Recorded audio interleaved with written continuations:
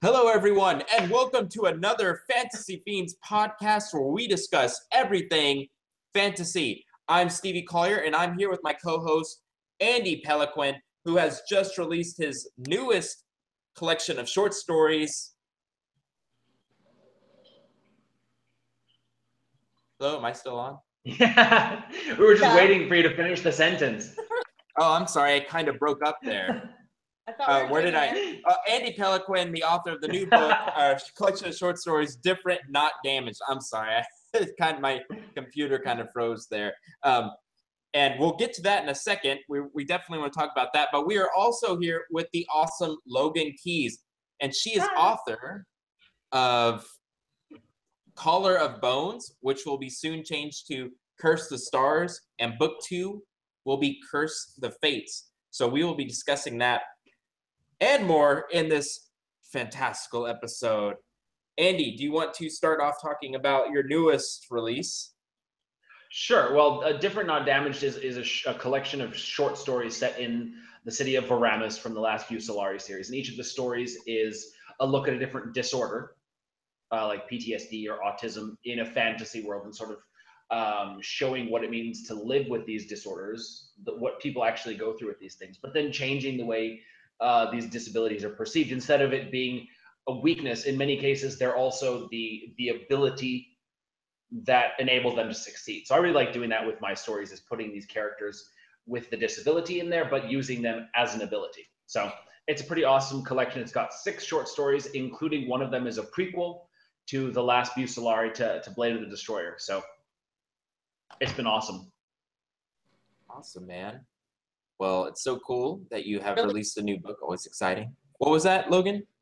It looked really super interesting, and our daughter's being actually retested for autism, so it hits really close to home. It looks amazing.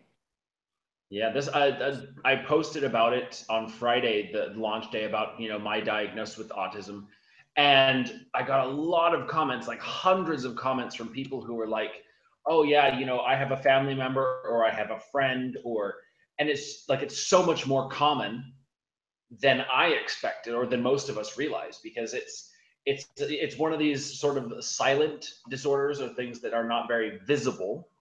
A lot of people who commented that, like, "Oh, I met you at the Indie Scribe conference and I could never have guessed." And it's something that only occurs, or that people realize after they know me for months or for years, that they hang around me often. And so it's one that most people don't ever realize that their friend or their sibling or their family member has. Right, and I think people like you are working to destigmatize. I don't know if that's a word. I might have just made that up. I do that a lot. I think you're right. That is a word, yeah. Yeah, and that's awesome, because that helps people like my daughter, if she does get a formal diagnosis, things to have relatable things as she gets older, Yeah, and that's really the idea behind not only this collection, but really all of the stories that I've been writing in the last year or so. Each one of them has a disorder or a disability in some way. And so by making them, like putting them front and center, really bringing them up for people to talk about, and the more we talk about these things, whether it's depression or autism or PTSD, whatever the thing is, talking about it makes it so much more commonplace, and it's less secretive, something that you need to be ashamed of. This is just a normal part of life, so you learn what you need to do to cope with it or to live with it. That's awesome. Well, great. So how we kind of like to start the podcast, is there anything cool besides Andy's book? Logan, I'm super excited. I'm super excited about watching the Thor movie this weekend. Yeah, everybody's super excited. Like, my brother is going crazy over that. I actually haven't seen the trailer for it yet, but I mean, if the Hulk's in there and he's going to be fighting Thor in it, I mean, come on, it's going to be good. It's got to be good. Can't just. I'm actually really excited for Black Panther. So. But that's a few months off still. I think in February. I know. I saw the trailer for it, and I'm super excited for it. But what I did see was Jigsaw. Okay. You know the newest Saw movie? Yeah. I mean, all the Saw movies are garbage, right? But in a good way. They're good garbage. It's just like, Saw's blood and gore. It's interesting. I enjoyed it. On the day I saw it the day it released, and like the theater wasn't even half full. So I guess a lot of people don't share my enthusiasm, but me and my girlfriend love to watch those Saw movies. Oh, did everyone have a good happy Halloween? Oh wait, did everyone have a happy Halloween? I had a great happy Halloween, Stevie. Thank you. What did everybody go as? I was a witch, and my daughter was Belle, and my son was an elephant. So your son was an elephant? Yeah. He's only That's one. awesome. So, okay. Yeah. I pictured like this, 10-year-old wearing an elephant costume. I was like, hey, but that's cool though. I would have loved to see it. I was a witch, and we barely went up the block and back because it snowed here. And we actually just moved from Hawaii to Kansas. So Hawaii. Yeah, like a week ago. So we're not used to the cold yet. So that it was snowing on Halloween for us. We've never had that. So we were like, oh my God. Yeah. From Hawaii to Kansas. Are y'all military? Yeah. Okay, I was wondering. Okay. Yeah, that's a pretty big change. Yeah, lots of moving, traveling, yeah.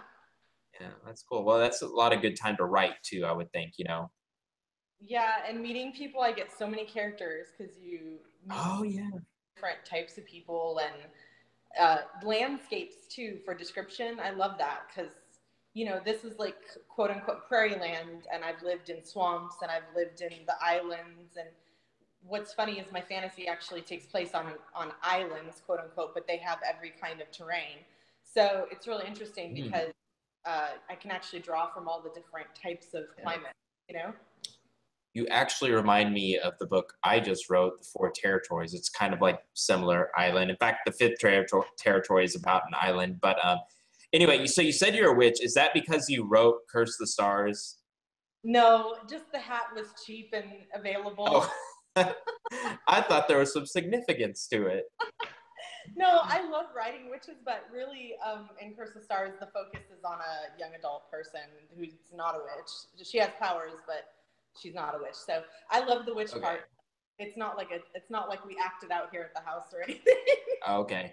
Well, Andy doesn't know this about me, but I actually, with my brother, we spent half the day building a haunted tunnel.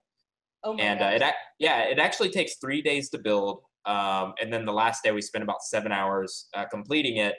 And then I actually wear stilts and a big clown outfit. Oh my God. And yeah, we're actually going to have to tone it down next year because I would say 75% of people didn't want to go through the tunnel. So we actually have so much candy left over because nobody wanted to come through.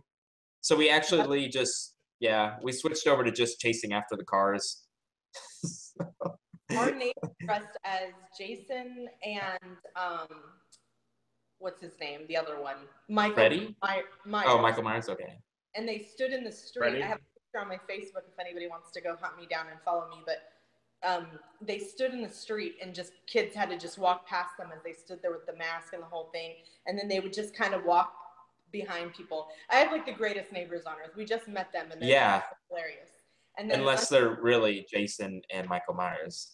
Yeah, well, that too. But under their sewer, they also had Pennywise's head in the sewer with the balloon coming out. Oh, they were dead serious about Halloween. Nice. Yeah. I should have thought about that. We actually have a storm drain close by.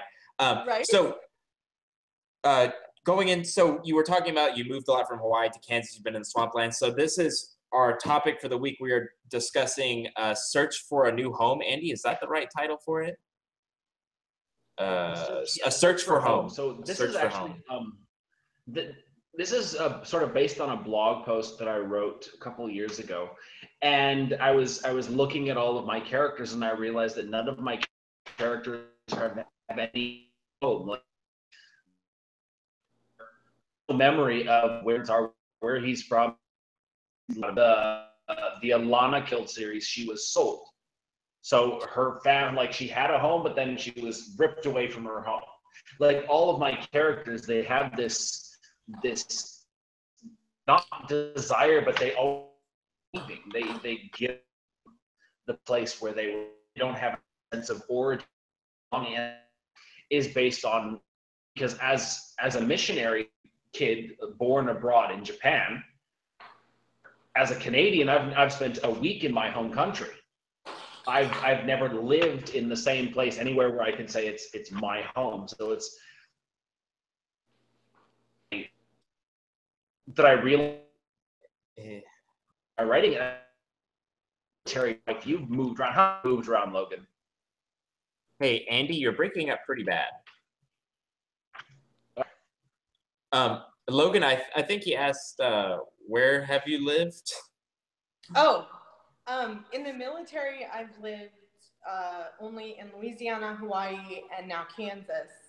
But we lived in Arizona and California before that. And my husband is from Illinois. And of course, he's been all over the world with his job. He's about to go to Poland, I think. So, oh, wow. Yeah, he was in, see, I don't even know all the names. That's how crazy they are. But there was one place that he was in.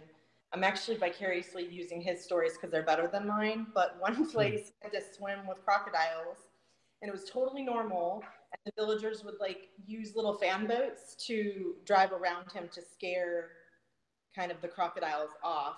So that's like my pocketed story that I was like, okay, if we're talking about traveling, my husband has this amazing story where he had to like swim through crocodiles and then trust the people to scare them off. Nice. Yeah, that was in the Pacific, though. Sounds like Florida. I can't remember where. Did we lose you, Andy? We're trying to lose him. Yeah. What's up, Andy? No, is it still having problems? A little Sounds bit. okay now. Yeah, a little bit, yeah. Okay. Well, if it keeps messing up, let me know. Okay. Yeah, and for me, I love how in the email Andy's like, Stevie's lived all over the place. It's definitely true. I guess you would say Texas. Yeah, Texas is my home because I was born and raised here for 7 years. Or no, 14 years. Yeah, I don't see how I got that mixed up. And then I moved to California for 7 years. There it is. And then I moved back to Texas, but I also got to travel abroad. I was lucky enough to travel abroad, so that's my experience with it. And I'm very fortunate that I got to live in California. Definitely a big change from Texas. So yeah. Yeah. And a lot of areas are very, very different places to live. So, and I think all of our books today on this show have something to do with the search for home. Yes. Definitely mine as well. Yeah, Andy hit the nail on the head with that, because I noticed one thing that's very big on mine is kind of they've lost themselves, they've lost home type thing. There's always like parents that have died and they're always very young. I do a lot of young adult. I don't know if Andy told you guys, but that's what I try to focus on. But my fantasy is getting older and older, so we'll see. But usually they're young adults. Usually they're like, enslaved or captured, or their parents died, or they don't even know who their parents are. A lot of times they're like orphans. That's like my favorite. I don't know why. Well, I kind of do. My grandmother raised me instead of my parents. So that's probably, if we were to talk about what we tell our counselors. Oh, yeah. But, if you look at my stories, there's always parents missing. There's always a search for home or a search for belonging with people too. They always kind of find their person, whether it be romantic or even just really good friendship that lasts and that's real, So they always have the journey, which is what led me to epic fantasy, because I actually didn't start in epic fantasy. This is fairly new to me. But it led me there because you guys are always about the journey, So that kind of brought me like, oh, okay, post-apocalyptic is too, but in a different way. It's more survival, running from something sometimes. This is more running towards, even metaphorically, something. So I think that the search for home, fantasy people are drawn to that, because they're like, they get, I don't know, maybe they just all get that. Maybe they all lived that way or travel a lot, who knows? But then there's the people that could live in the same place their entire life. They go to school and they feel like an outsider. They don't feel part of it. And so there's a journey there no matter what, even if it's just in your own hometown. If that makes sense. I wonder, like, if people who sort of have this sort of same background, they tend towards fantasy. People who have the stability in their life, they prefer more the contemporary, set in the same hometown, or it's all the same city, and it's the familiar. One thing that I was thinking is a lot of authors, they'll have their characters, think back fondly to memories of, the childhood, raised up and raised. And that's what keeps them going in the hard times, is those happy memories.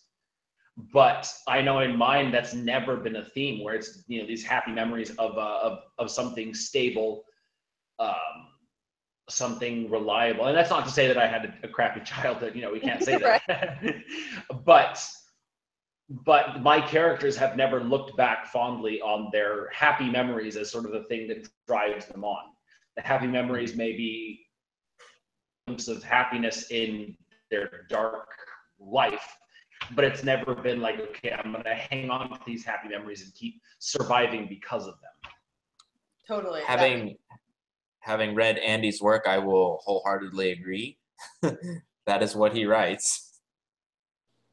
Yeah, right to start kind of past, never was really a perfect childhood thing either. And I think that's the same thing. It's the stability thing you said. And hey, Logan, what did you write before you switched over to fantasy? My original series is Zompocalypse, you could say, zombie. Zompocalypse. Okay. It's primarily dystopian. There's a new oligarchy in place. There's anarchy. There's, my covers look a little bit, especially my new one, they look a little bit Sin City, very dark, very kind of gothic, young adult, in a destroyed dystopian world, so it's very mature for young adult, but it's also clean enough that if you have a teenager, you're not going to feel like they're reading anything too mature. But it's mature. It's not for the faint of heart. Let's just say. Yeah. Okay. Awesome. Zompocalypse. I never heard of that. Yeah. Well, that's what they say. Zompoc. Zompoc. Okay. I love hearing about these genres. It's so interesting. That's what one reviewer called it, and I've hung on to it ever since. I love that because it's a genre bend. It's not one genre, but it's The Last City. That's the series name, is The Last City, and then there's The Last City book 1, book 2 is La La Land, and book 3, Lies and Legends, is literally sitting here waiting for me to put it on pre-order in like a week or so. Well, if you don't mind, could you take a second to tell us a little bit about Collar of Bones so people kind of know what you're all about? Yeah, sure. So I wrote kind of a special magic called Seasonal Magic. And that's kind of how the series started, actually. I wanted to do a seasonal magic where witches could kind of steal magic from other witches and take their seasons or trade them, and kind of make it this desperate reach to get all seasons. And then if you were a witch of all seasons, you were like the most powerful witch type of thing. So you have witches of winter and witches of summer who fight and have battles. And then there's also wizards. I don't know, you guys have read Good Kind, right? So a lot of people have compared it to Terry Goodkind's Wizard's First Rule, but in a young adult setting with a little more romance and stuff. So you kind of have the wizards with Wizard's Fire. You have the Order, which is like this kind of dark island of wizards that controls all the magic. And then you have this wicked marshal who's waging war on the world. But all of that's like backdrop because it's young adults. So, young adult, we kind of chase the one person's coming of age. So all of that is kind of backdrop, but it's going on. You see all the signs of all this massive war that's coming. So that's kind of how it started, was the seasonal magic that I wanted to do based on weather.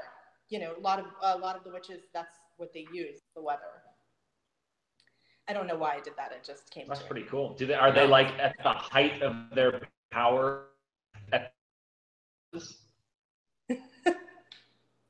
One more time, Andy. Yeah. I was going to say, are they at the height of their power at the equinox, the solstice? I don't do any of that, actually. Anything that was kind of a typical witch thing that people liked or enjoyed, for some reason, I didn't delve into it and learn enough about it to feel really confident. So I went full fantasy. I mean, it's a complete independent of what you've known before. But I will say I've had a few reviewers, pretty good sized reviewers with a good following. They've told me that it really reminds them of Good Kind. They thought it was almost fan fiction at first until they really got into it. Oh, wow. Yeah. And I was like, well, that makes sense. He's actually my favorite fantasy author ever. So that makes a lot of sense. But I hoped that it being young adult with some romance and being a little bit, I guess, dumbed down for, not dumb like as in stupid, but, you know, shrunk down to on a level that is readable for all ages and all people and more approachable than hardcore fantasy. I thought it would be different enough, but people are picking up on good kind. I don't have any confessors. I didn't steal Richard Rawl or anything like that, but I definitely have some weird mechanics of magic that you're going to notice are prophetic like he does. Sounds pretty cool. Your magic system sounds like the way I make magic systems, or actually the way you started your book. So you started the book because you came up with this magic system, right? Yeah, I had like in my mind, I wanted witches to be really, really cliche in how they looked. Red hair, pointy hat, cape. I mean, I wanted it extremely like what you would expect a witch to look like so that people could identify them and be prejudiced against them. That was really something I wanted.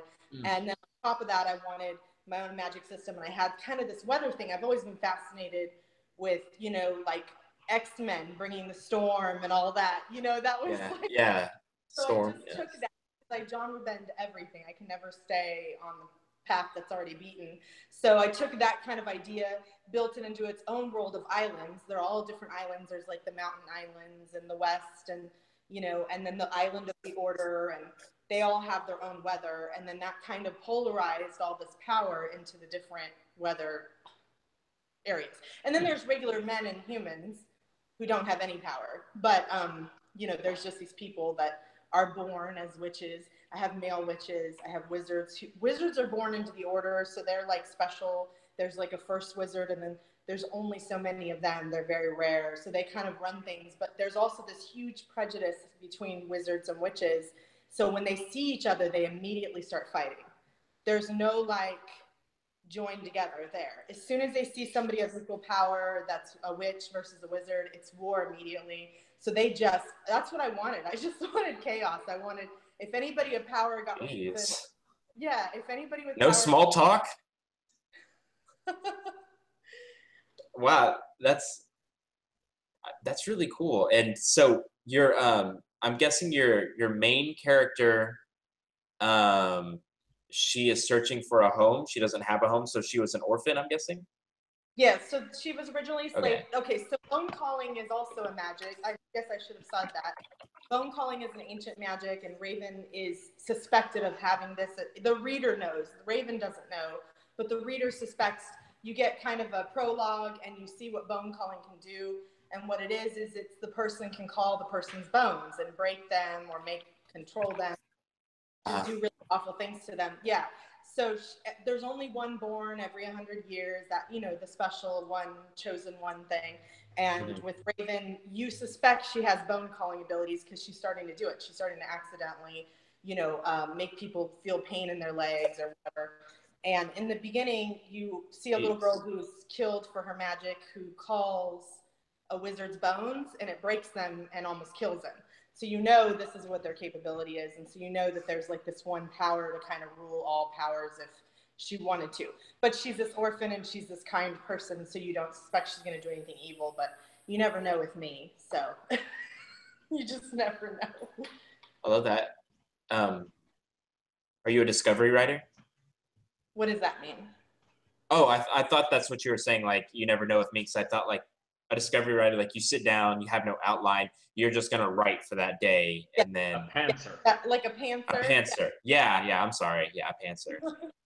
Yeah, no, that's what I am. I had the bone calling, and I had the seasonal magic, and I wanted bone calling to be the balancer of war, so there's always war. Every single book of mine has war. War everywhere. Everybody. My Zombo apocalypse has war. We're military, so of course everything is always about war, you know. But I like war. Yeah. I like war-torn areas. I don't want it to be normal day-to-day business. I like people running for their lives and everybody just kind of trying to make it through. So I went with that, and then I wanted this one really strong power to be the one that would turn the tide if the darkness got too much, or it could be abused and used to win the war for the evil people. So that's what bone calling became. Was it's this token where whoever controls Raven, because she's too young to control herself, will win the war. I mean, once they figure out what she is, which of course you know right away, she's something special. So you assume that she's the next bone caller, and I named it that. So you no surprise there. Andy. Yeah. It's like we could turn her over to dark fantasy with all the war talk she's doing. I know. Like... I'm kind of nervous now that because she's in this anthology with me, and I wrote a war story. So now I'm kind of nervous that she's gonna read it and say, no, that's not real. Yeah. Well, right. I sent him. I'm part of his anthology. That's right. I wanted to bring that anthology up, but you'll have to, Annie, because you're better at introducing stuff. I just kind of tangent everything to death. But I did send a story to Andy about a death caller who is another witch who gets like a twisted sort of zombie power to raise dead armies and all this crap. Ooh. So that's basically what happens in his short story is more zombie twisted into fantasy. Well, like the White Walkers in Martin stuff. That's what they are. Yeah. Kind of like necromancy. Yes, that's exactly what she is. She's a death witch, and so everything she touches on accident doesn't go the way she wants it to. So I wrote that for Andy's but that sounds like dark fantasy. Yeah, it is. Oh yeah, they're all dark. Somebody once told me if you do young adult, it's young adult first. There's no like young adult / yeah. So it's always been kind of categorized as that because it does read like a young adult. It does. But obviously, if you were to take out from there, I have my pirate point of view. Well, he's a ship captain who's kind of a pirate. I have his point of view. He's a grown man. And then I have all these point of views. And those are, if you were to categorize it off him, it would just be dark fantasy. That's all it would be as an epic dark fantasy. But with the young adult thing, I don't know. Someone told me it was kind of best to just go with that. So that's what we're doing. Yeah, I don't think young adult dark fantasy exists. Those two genres are pretty much at odds with each other, the young adult and the dark. Yeah, it splits us down the middle, people like me. I like to write young point of view, and I almost always have an adult point of view too. So it kind of forces me to pick sides, you know? Andy, what are you doing for your anthology? I'm doing it started out as a short story. I intended to keep it at 20 to 25,000 words, and it's going to be about 55 to 60,000 words by the time I'm done with it, because I cannot write short to save my life, which is great because by the time the anthology comes down, I can just put it straight out as a book, as a complete novel. But basically, it is the most useless company in an army. They're called deadheads because they're just the dregs of the army. And these two brothers get sent to the deadheads, and they're totally useless. They get sent off on a mission that's supposed to be like a cakewalk, and of course, everything goes to shit. And their disabilities, the brother has sort of like psoriasis meets grayscale from Game of Thrones. You know, that disease that basically the skin hardens to stone. It's sort of this psoriasis-like disease. Yeah. And so the disability ends up saving him. Like, he gets bit by a snake, and the snake's fangs can't pierce the dragon skin. Oh, yeah. Okay, you've mentioned that before. I just didn't know what the whole scale, what the whole story was. Okay. Sounds great, though. Yeah. So, yeah, it's really fun and stuff. I have never been myself, but you have a friend who former, and so all of the expressions that you would say, in the military, and basically I just wrote them into the story. And so when he reads it, he's going to be one of the better readers. He's going to recognize like all these lines that he gave me. That's fun. Oh yeah. And Logan, what branch is your husband in?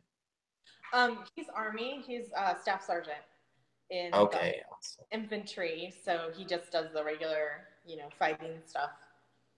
Yeah, like, it's no big deal. He just does the regular fighting stuff. He gets shot at, all that good stuff. No big deal. Yeah. Oh yeah. Yeah.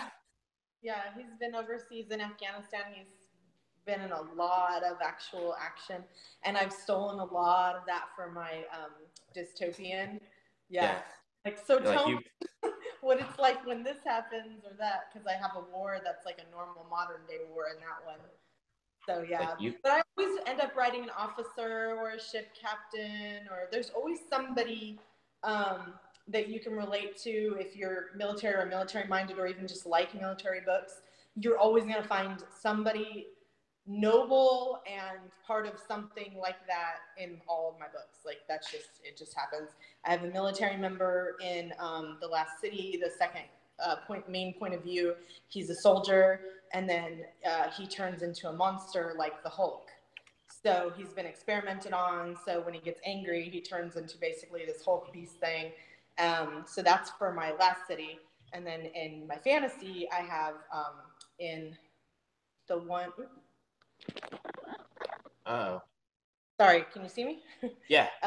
The one that I sent Andy has a captain in it, an army captain. Well, a fantasy army. I don't remember if I called it an army. I have an attachment, some kind of war, and there's a captain in it that works with a witch in a war in the one that I sent Andy for his story. So it's always got war. It's always got somebody military minded, and almost always their point of view, always. So it's kind of a mixture. When you read my stuff, you get kind of a full bag. Very nice, very nice. So I guess I will take this time to do the word of the day. It's a word I've chosen, and one that I'm very fond of because I am a huge Star Wars fan. So today's word of the day is rancor. And rancor means a feeling of hate or anger. Rancor, Stevie. Rancor? You're lying. Yeah, I'm not Rancor? lying. No. Rancor. Yes. I refuse to say rancor. Rancor, it's rancor. Go to Google and click on the little next to the thing. There'll be this theme. Well, I'll be damned. It sure is. God dang it. My own word. Okay. Okay. Sentence. Even though Andy tells me I do not say rancor right, I still feel no rancor towards him. This has been another week of Stevie mispronunciating words. And more to come. Stay tuned, because we still have the reading. Oh yeah, I know. Yeah. It's actually it means bitterness or resentfulness, but like it usually means like a more long-standing thing. Like it's not like I'm pissed at someone, but it's like a long-standing bitterness or resentfulness. Okay, rancor. You know, it's just not a word I would use day to day because no one else knows what that means. Yes, but it's such a cool freaking word. So I'm gonna take this time to where are we going, Logan? If you're not watching right now, we're going through Logan's house for some reason with her iPhone. I forgot my charger in my upstairs bedroom, and it was like beeping at me like, I'm gonna go dead, I'm gonna go dead. Oh no. Okay. So it's a race against time. Yeah. In a podcast, one woman must race to charge her iPhone. It was so like, it literally was like literally. It was like a movie. It's like a countdown. It was. Now we just needed some dramatic music in the background. Can you imagine if you'd have called me and I was at Walmart or something? Yeah, picking up cheese puffs and stuff. Still talking to us and getting some detergent off the top shelf. Okay. I wonder if that would be kind of fun. It would be. It would be. It's like, okay, well, this is Logan Keys and this is her shopping list. I have a for you guys though. Oh, okay. Yeah. So nice. The interviewee becomes the interviewer. Yes. What is the darkest fantasy scene you guys have ever written? Oh, that's easy. Andy, you want to go first, or do you not know yours? Go ahead, Stevie. I'm trying to think. Okay, I'm not going to say who or what, but I have a scene where somebody is vivisected, so he is skinned alive, hanging down, and he can't move. He's completely immobile, but he can feel everything, and this person totally deserves it. And Looking back, I probably should have toned it down. It's so detailed. You can say more with less, and I definitely said more, I guess. And I don't know. It was my first time writing such a gory scene, and I was really getting into it. So we're talking. Well, I can't say that on the podcast. Bad things happen to a person. But yeah, so a guy gets skinned alive, and then different parts of his body is chopped up. Okay. And yeah, it kind of, in my opinion, it might have disrupted the book, because it's definitely, it goes like semi-dark, horrible, semi-dark, semi-dark. So it's definitely a torture scene. What about you, Andy? I've written a lot of pretty dark stuff, especially like twisting the psyche of the character, like breaking the character, pushing them to their breaking point. But I think in the fourth book of The Hunter, which hasn't yet been published, he goes to a place where it's basically professional torture. So obviously there's going to be a torture scene, but he has a healing factor like Wolverine. So imagine someone trying to basically on methods out on a Wolverine type character, and you get the 3 chapters that I wrote for this particular bit. That was pretty brutal, because there was some stuff, like basically I did research on all of the worst medieval stuff and included most of them. The Iron Maiden. Yeah. Well, he gets in an iron cage because iron is poison to him. So he's literally forced to stand not quite upright, like it's too short for him to stand properly. So he's hanging onto this steel bar over his head and hunched over. Oh my god. Like all night long, because if he touches the iron bars, it's gonna like burn him. Oh wow. So it's a fight against fatigue. Yeah, exactly. Dang, that's awesome. I really love that you asked us a question, Logan, because it's nice. It's nice for a change to be able to talk about stuff like this. I love that back and forth. Well, I have one more. Okay. One thing I wanted to say in answer to that was, now you see why dark fantasy is categorized under horror, because on Amazon, right? Doesn't it go? Yeah. Yeah, it's under literature to horror to dark fantasy. Did you notice that? Yeah. Now we see why, because dark fantasy people are as bad as us horror people. I actually started in adult horror, so with short stories and anthologies. Yeah, so if you look up Unhinged, I have 3 now short anthologies that I do myself that I started when I was like 19, because that was what I started in, was horror anthologies. That was my very first start, and everybody thought I was a man because of my name, and this was back before Facebook was really popular and social media was really popular, so everybody really did think I was a man. So all of my reviews still say, he's just, he's really good at this or that, so it cracks me up. But being a horror writer, I had to like tone down in my dark fantasy, because dark fantasy. Oh yeah. Yeah, dark fantasy has a tendency to go that route, and so in my book, I had one of the child bone callers accidentally spell herself through a mirror and break her own bones and kill herself, and it was actually, yeah, it was kind of brutal. And so she broke every bone in her body, and she died, and it was awful. And all of my friends were like, "Well, be careful. This isn't horror." Yeah. Well, I mean, in my horror, I have cannibalism and everything else. So to me, it's like nothing, that somebody dies, but I'm not showing any blood or guts. They just die, but yeah. But it's funny to me, because asking you guys these questions, I see that I'm not far off, that dark fantasy can absolutely handle any horror that horror people can handle. Mm-hmm. And my second question for you guys is, have you guys ever made up a language and gone that far into the fantasy realm? Have you tried to do, Martin's, I can't think of the word. What language does he have in there? He has a couple, Valerian, and then what's the other one? The rural guy, the tribes people. Oh yeah. Oh, it's oh no, I know it. I actually have the book. Oh, Dothraki. Dothraki. Yeah. Yeah, I don't know if that's the language, but I do have the language books. I'm actually really into linguistics, so it's yeah, actually I read the book. The guy who wrote that language has a book called Living Language, I believe, or How to Create a Language, but I listened to it. It's like 12 hours long, and it's seriously a textbook. Like, I thought it'd be like a story. No, it's a textbook on how to write a language. Have you guys ever have you ever made up your own words for your fantasy stuff? Andy? Yeah, definitely. I've tried to be consistent with it. Like right now, what I'm writing is sort of a Viking, Celtic-esque realm, and so using words that sort of have that Viking origin, like Heim for home or stead for location, like just things like that. But then, of course, creating my own versions of that. Fabulous.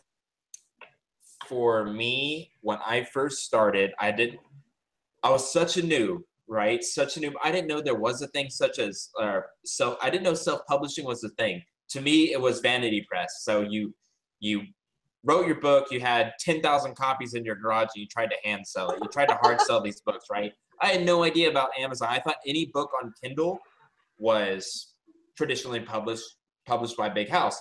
Actually, I found Andy's book, Blade of the Destroyer, which was like last March, and I still had no idea. I was just gonna be pressing my book through, to find an agent and stuff. And at that point, I was trying to write my own language before I started writing the book. I think I got to like 100 words and like 5 different verbs. I'm like, screw this, this is way too hard. Nothing works. It's like a machine. The dedication required is just like to make so crazy. Yeah, and I remember when I first thought about doing fantasy, my husband caught me making the worst map you have ever seen on Paint. This was like years ago. On Paint, yeah. Yeah, just drawing it because I didn't have any friends that read fantasy. I loved fantasy, but I was like a solo fantasy reader, and here I was kind of landlocked into horror. So I kept having these ideas. So I would just draw these little worlds and try to make up little words. But yeah, the dedication, it's beyond me. I think it's amazing. I think it's amazing. I actually, there's this sci-fi author, Kevin Keys, I believe. I know I'm saying Keys because that's your last name, but either way, he's a super famous Star Wars novelist. He actually wrote the language Mandoa, which is the Mandalorian language for Boba Fett and Jango Fett were both Mandalorian. It's their language. I thought they just wore the Mandalorian armor. They're Mandalorian, except for I guess the clone. Boba Fett's a clone. Yeah. Okay. Well, then Jango Fett was Mandalorian, and Boba Fett was born on. Don't get me started, man. Anyway, they speak Mandoa. So we're okay. Okay. I don't know everything about it, but I love Star. We have all the Star Wars, all of them. So yeah, it's. Star Wars fans. I'm a little bit too far into the fandom. I could probably write fan fiction. It's that bad. Nothing wrong with fan fiction. Anyway, I wrote a language. Well, should we go ahead and get to the reading? It's getting kind of late. Yes, definitely. Andy, thank you so much for emailing me the excerpt. That helped a lot. Yeah. I actually laughed out loud when you sent it to me. I was like, ha, he's after last week's fiasco, I've learned my lesson. Well, it's not the first time either. It's just for some reason it doesn't work. But I don't read it, right? I just listen. No, you are definitely participating in this part. I am? Yes, absolutely. You get to tell us what parts you want us to read and what part you want to read. I got to pull it up then because I don't have it up. Hold on. Is it Chapter John? Yeah. Chapter John. Okay. So he's like a piratey type ship captain people. They don't really call themselves pirates, but they're pirates. They're bloody pirates. Yeah. Oh, I definitely want to do a voice on this one. Go ahead. I mean, they're pirates. They don't have to be Jack Sparrow level. Let's say yes, they do. Okay. Can you do a Jack Sparrow, Stevie? No, actually, it's so ironic that you asked that. Because just 2 days ago, me and my girlfriend were discussing what a masterpiece Johnny Depp did at Jack Sparrow. Right. I mean, no one can do a good Jack Sparrow. I've seen some, and they're pretty good, but not Johnny Depp. Yeah. And all right. So how many characters are we working with here, Logan? I'm looking. I don't remember what I sent you. Hold on. Chapter John. Pirate voices, please.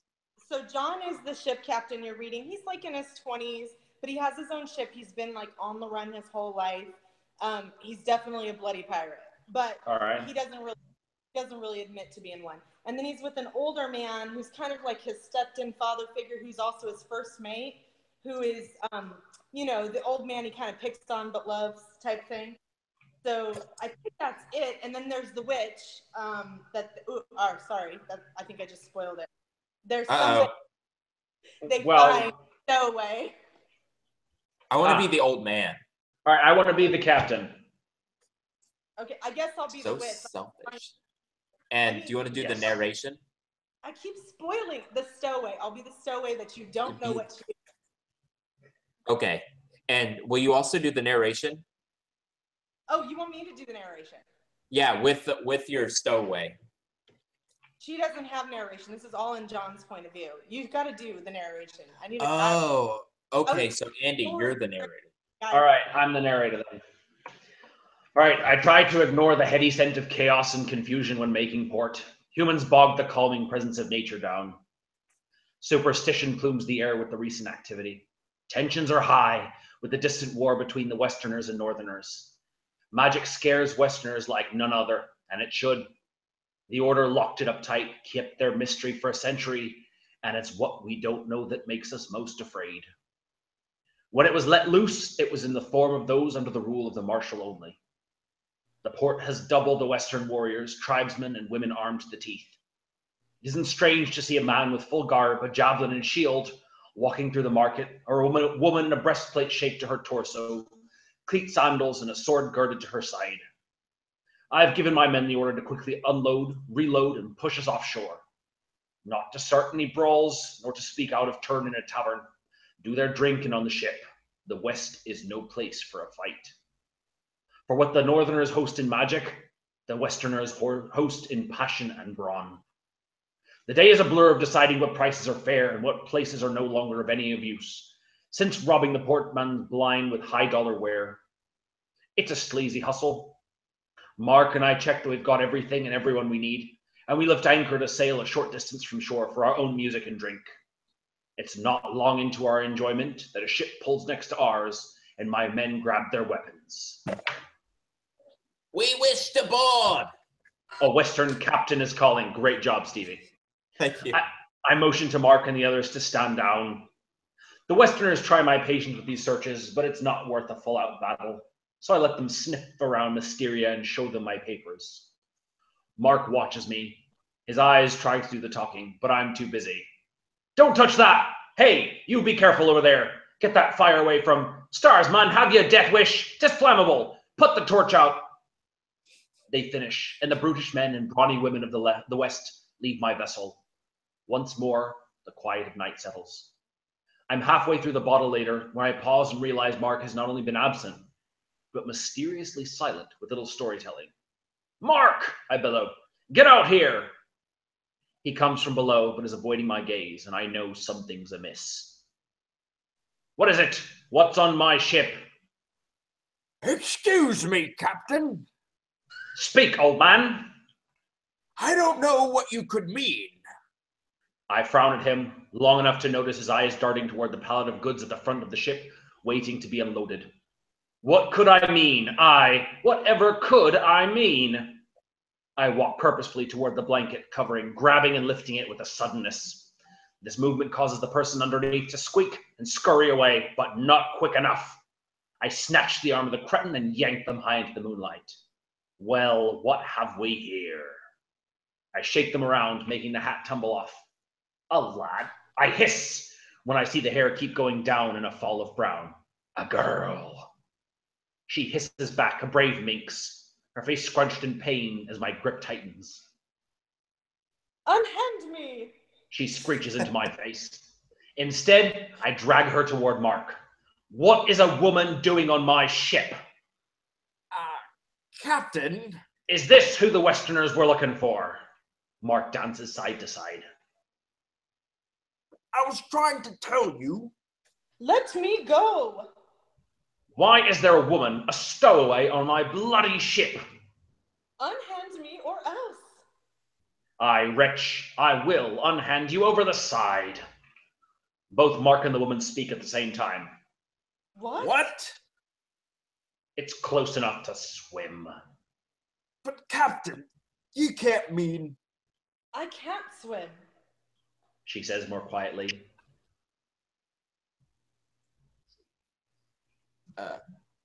You can't make a lass swim that far. It's not right. Don't be telling me about right, old man. I turn back to my stowaway. You can't swim? What type of woman lives near the ocean and can't swim? What type of captain bruises a passenger without cause? I let go of her arm. She stands straight. Bronson, I shout. Give her a skip and she can row ashore. Bronson jumps down from the nets, his young face surprised to find a lady on board. Oh, aye, Captain. But Captain... Mark says. Not now, old man. Mark heads me off. I ball up my fists. Not as though I'd strike the old codger, but certainly he's making me chew the last straw. But she's in trouble. I gathered that, Marcus, when the Westerners came aboard looking for her sorry hide, aye? The girl was in there half a day, smells like rotten fish now, and there isn't a woman I know who's willing to sweat in bathroom like that unless she's in a lot of trouble. Don't you think we should... Bronson, skiff, now. They lift the small boat and drop it into the water with a crash. I throw paddles over the side. The woman has been wise enough to remain silent. She's stoically watching the procession without argument. I let down the rope and gesture for her to climb it. She walks over with far more grace than a regular citizen of the West, but I ignore that, not wanting her to be much more than a distant memory. She pauses, seeming to weigh her option, and then, at the edge, leans over, and before any of us can say a word, she throws herself over the side, nowhere near the skiff, and splashes into the dark water. What an awesome way to end that. So good. The dialogue, the pirate dialogue is so good. I loved it.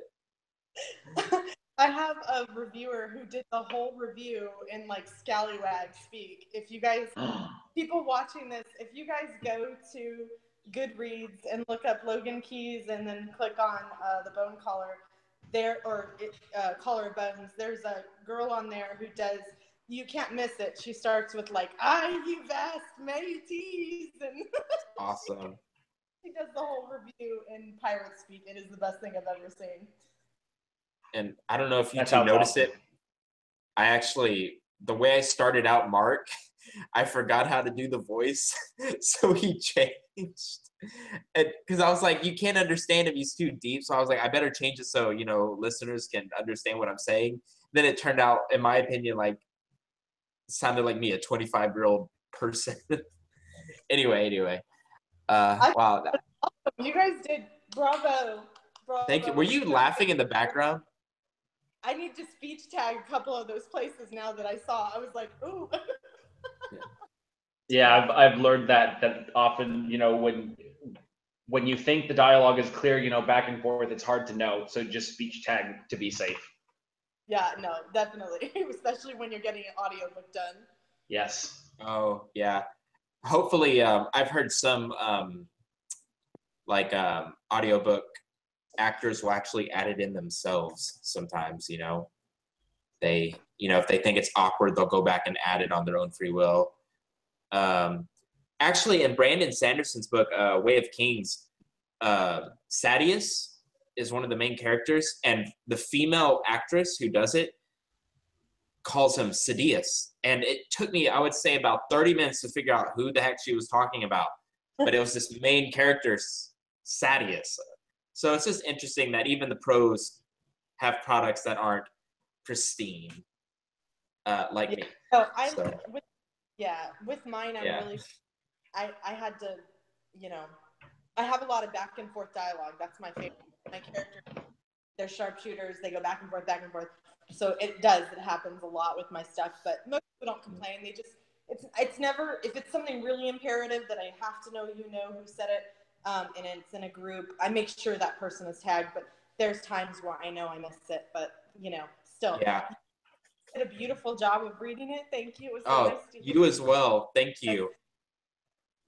And I'm going to I'm sorry. Pirates. Yeah.